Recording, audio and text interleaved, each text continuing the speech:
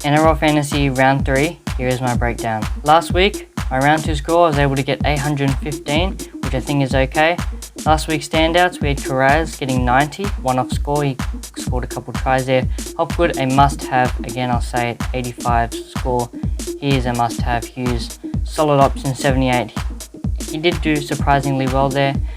Moses, obviously he scored 2 tries, so that brings him to 77, probably a one-off score. Still looking at 50 plus from him, but anyway, Nikora, he scored a try, but I still think he's a solid keeper at his price, 73 points there. And Tina Fasua Malaawi, definitely, probably a keeper there. I think he did score a try, but 70 points is a good enough score from him. Then we have players to hold, players to sell. So Ford, he's a solid scorer. I know he might be out for a bit, but he is a guy that it's worth holding him on the emergencies for 2 weeks, even if you need to. Score a 4, he's still a solid keeper. I reckon he'll come back and score mid-40s, 50s hopefully. Tanner Boyd, one-off bad game again, 25. I mean, we're going to hold him for now, but we'll just have to see. If he can't get a good score soon, we might have to get rid of him. Warbrick, Bulldogs weren't really supposed to beat Storm there, but they did. He should have a better game next week. 30 still pretty good for his price. And then Blore and Tamari Martin with 24, and Sean Blore with he didn't play. Again, I wouldn't trade these guys genuinely because it's just a wasted trade at this point. I think just hold them for now and hopefully they can make some money later on. And then we have Cameron Murray, who's not normally on this list, but he is today, 45. That's a pretty big score, but at his price, it's pretty bad for his price. So Murray, one-off game, he should make more points than that next week and the weeks after. Here are my sells. Isaac Thompson, he should lose his spot to Tane Milne soon with a score of 14, and Brandon Smith, he's just going to get less minutes with another hooker on the bench, so 11 points from him, and Tommy Talau, he's injured now, so, and with his low scores, I don't think there's any point holding him. Nico Klukstad's injured. Again, you should probably watch him, but I'd recommend selling him if you can. You know, there's other players to get, like Cartwright and all that can make you some quick cash and get you some big scores. Nico Klukstad only there with 13.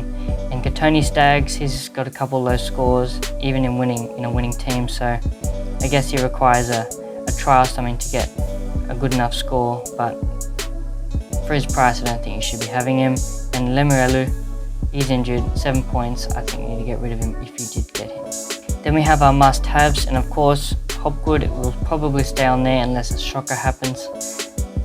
Starting number 13, should keep his spot the whole year. If you don't have him, I don't know why you don't. You must have him, 85 points again this week. In fact, I'd be confident enough to say he should be your captain. He is mine, and I think you should have him as your captain too. And Carrigan, solid option, solid score this week again, 63, and I think he's solid enough that you should have him. Harry Grant, consistent, 64 points. He's a guy to have in hooker.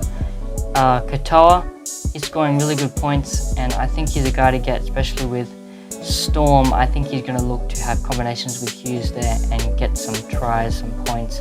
Perhaps maybe be like the Cowboys, second rower, Jeremiah Nanai. Tohu Harris, consistent, 69, he's pretty underrated.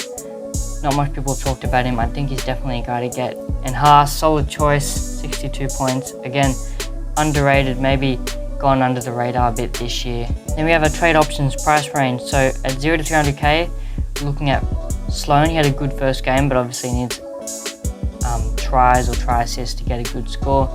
I had him already, so I'm going to keep him, but again, if you've got some low guys in there and you really need to get them out, recommend these guys. Sloan and Alamotti, he's good in centre. He did well last week, and I'm hoping to keep it up, but again, with centres, you don't know if they're going to do good or terrible. Then we have Matt Dury, who will be probably solid 30 every week.